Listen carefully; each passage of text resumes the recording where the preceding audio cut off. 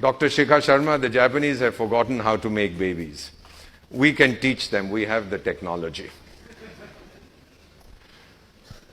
Look at Russia, 40, United States, 38. Their demographic windows of opportunity are closing.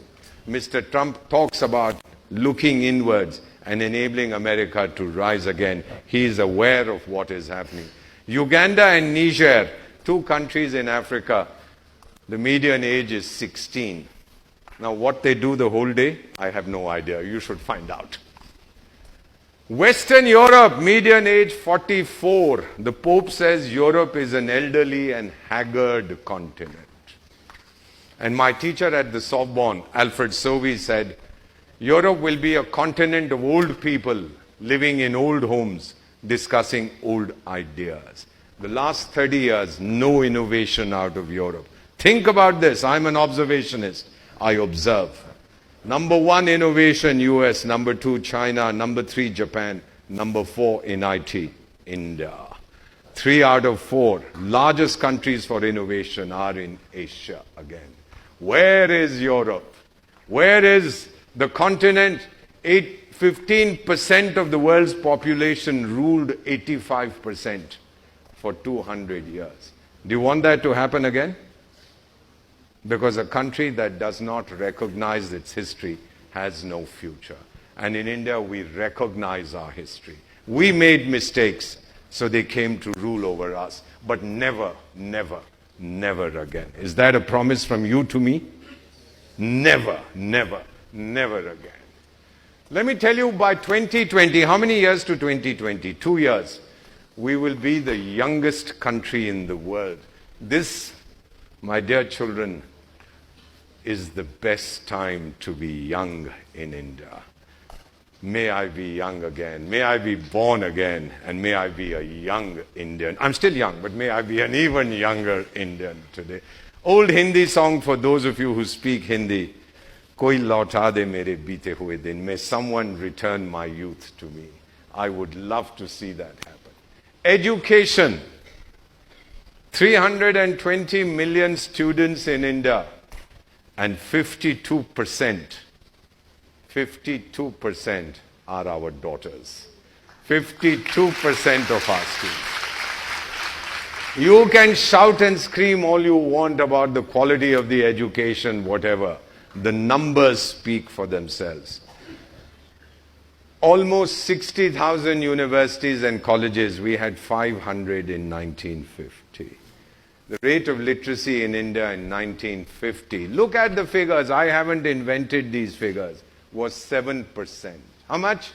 7%.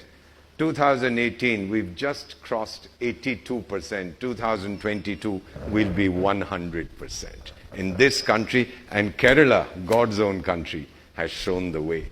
What 100% literacy. Consumer spending in India. Ha ha. Do we know of any village in Kerala that doesn't have a beauty parlor? There's none in Punjab where I come from, or in Delhi, or in Odisha, or in Telangana, or in Andhra Pradesh, or in West Bengal, or in Jammu and Kashmir. Every village has a beauty parlor because 96% of our consumption expenditure is on looking better. Second, eating better. Do you have a McDonald's here? That's not eating better, that's eating rubbish. But we have a McDonald's, we have a Pizza Hut, we have a Domino's, we have a Dabba Wala here who gives you the best food. He's going to talk to you in a little while. Living better. When is the last time you saw a hut in a village? Do you have any in Kerala? We have none even in the poorest states of India. None.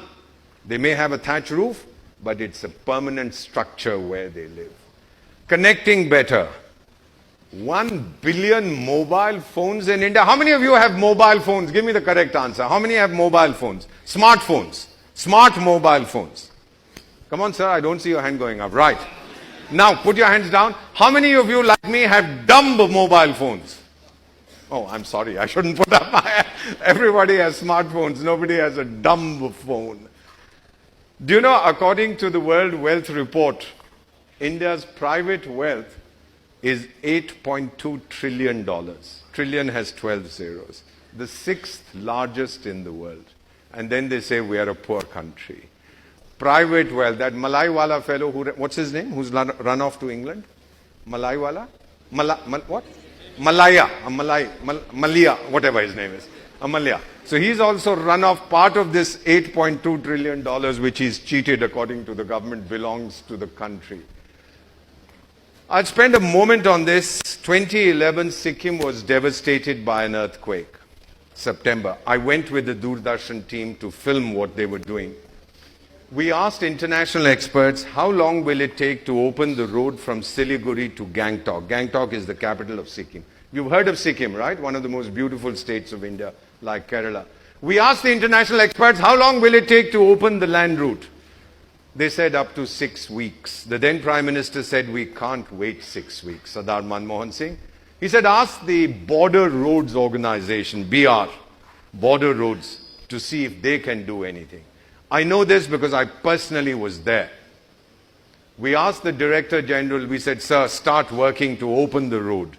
Call me when it's open. Do you know, 19 hours later, I got a call saying the road is open. 6 weeks is what they told us, and 19 hours. Once the Prime Minister of Lesotho asked me for a suggestion to solve a problem. I said, sir, you have so many advisors, ask them. He said, no, I want to ask you. I said, all right, sir, my advice is try this. He did. The problem got solved. Then he called me to his office and he says, Deepak Vora, are you God? I said, no, sir, I'm an Indian. That's the next best thing.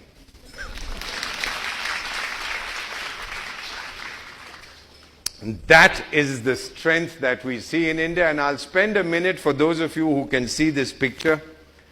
This young kid, 22 years. This is Sikkim. On the right of the slide is the Tista River. He's drilling to open the road for my team to cross. This was one of the landslides. As you can see, the road is completely broken. This fellow was drilling and I'm screaming at him from 100 yards, son, be careful, be careful. And as I'm watching, the stone on which he's standing, it breaks. I have that image captured in my mind. And I see him tumble 80 feet to his death. I rush down with my team. With my right hand, I push his brain back into his skull. I carried his body to his house. His mother was a 55-year-old Sikkimese woman. I told her, I said, look, sister, I'm sorry I brought your son's body. He was doing it for me. He was making a road for my team. So whatever money we are getting, we are giving it to you. I'll give you a compensation. The government will give you a huge compensation. Is there anything else we can do? She said, yes, sir, you're a special advisor. You have influence. Get my younger son a job. He's 20. He's finished his first degree. And I said, ma'am, your elder child you sacrificed for India. He died for India. What do you want me to do for your younger child? Your elder child was in border roads. Where shall I, which civil organization shall I get your younger son a job? This daughter of India replies, get him a job in border roads so I can sacrifice him for India. Beta, I'm not Indian. That woman, that mother in Sikkim, she is a true mother of India. We will handle it ourselves. Cyclone Phylin in Odisha 2013. We did it. 2018, your floods, you've done it yourselves. In Yemen, we evacuated several thousand people. The Indian Army was the only one able to do it. We brought out some French nationals, sir, in July of 2015. I went to France in November for a reunion of my university.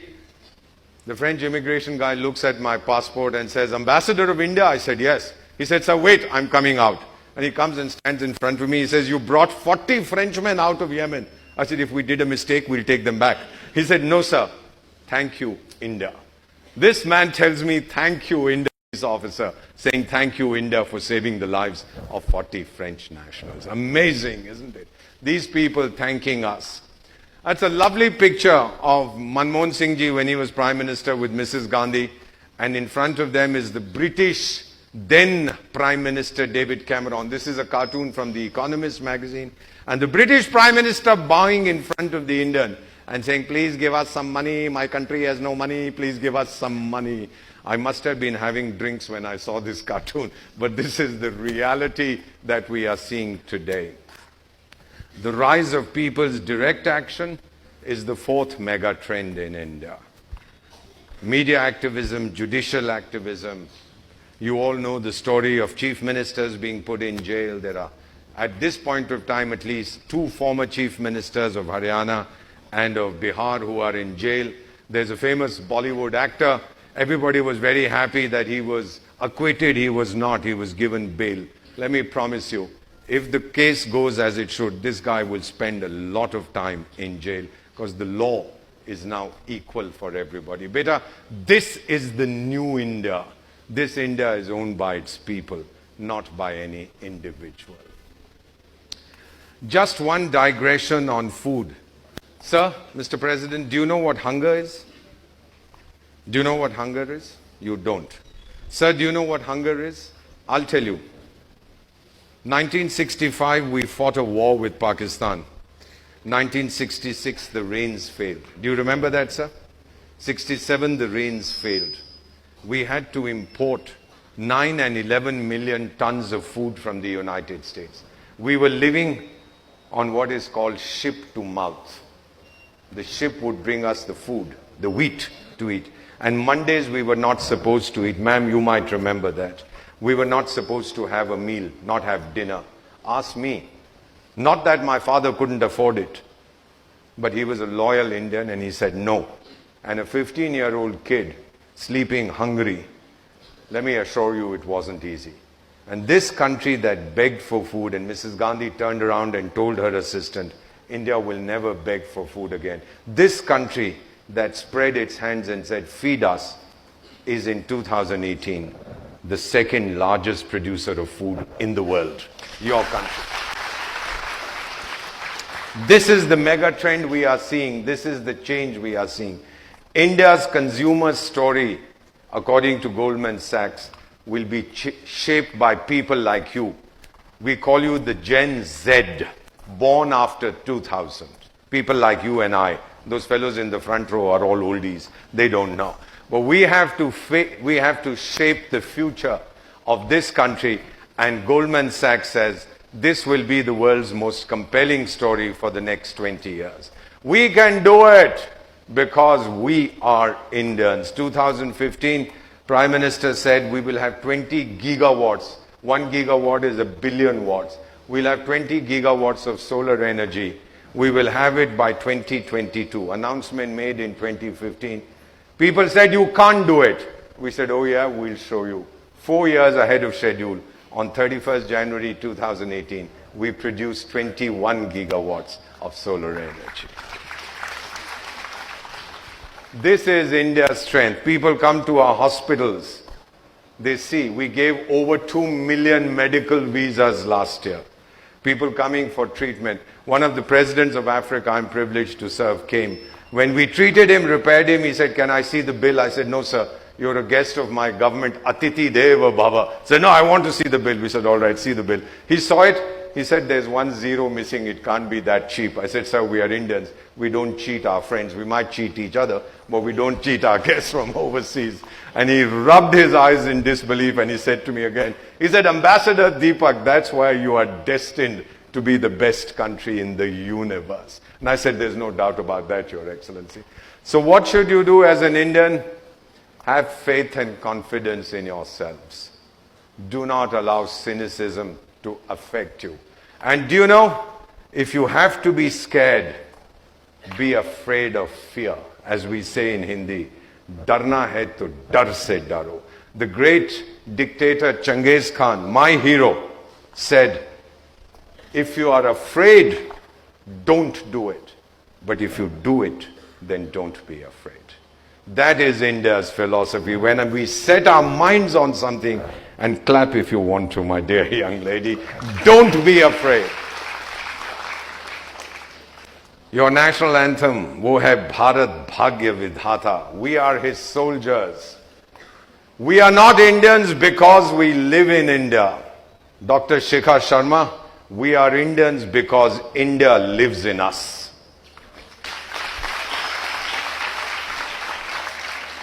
I have just one request for all of you young kids here. Write the destiny of India with your own hands so that no one else is able to write it for us. For too long have others shaped the future of India. Now, India will shape its future itself. I touch my ears because I ask God to forgive me for saying that we will write our destiny ourselves. Height of the Kargil War. Have you heard of the Kargil War, 1999? Young Indian soldier, or not even a soldier, villager, comes to register for the army. People asked him, how can you? Both his legs were cut off below the knees. They said to him, you cannot join the army, you are handicapped. You don't have your legs below your knees. This kid pulls himself up and replies, gentlemen, I have come to fight, not to run. Look at the spirit of this boy. I have come to fight, not to run. We are the brave men and women who work while others sleep. We stay while others run. My dear sons and daughters, my dear colleagues, let us build India's pillars deep and lift them to the sun. Let's take India so high that whoever looks at us, he topples over. Do it for us, do it for yourselves, do it for the generations to come. Incredible India, chafing, churning, changing. Here's a book by an American diplomat, published this year. India, Our Time Has Come. How India is shaping its place, making its place in the world. Swami Vivekananda had said the future India will be much greater than ancient India. All of you who were sleeping can now wake up. Thank you so much for giving me your attention.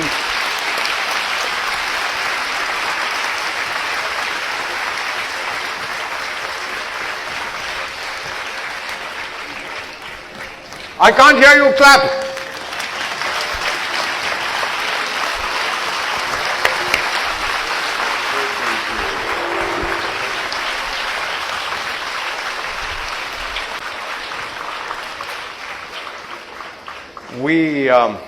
Something very personal. In my family, we have a child. We had a child who fought for India in Kargil. He died there. So my own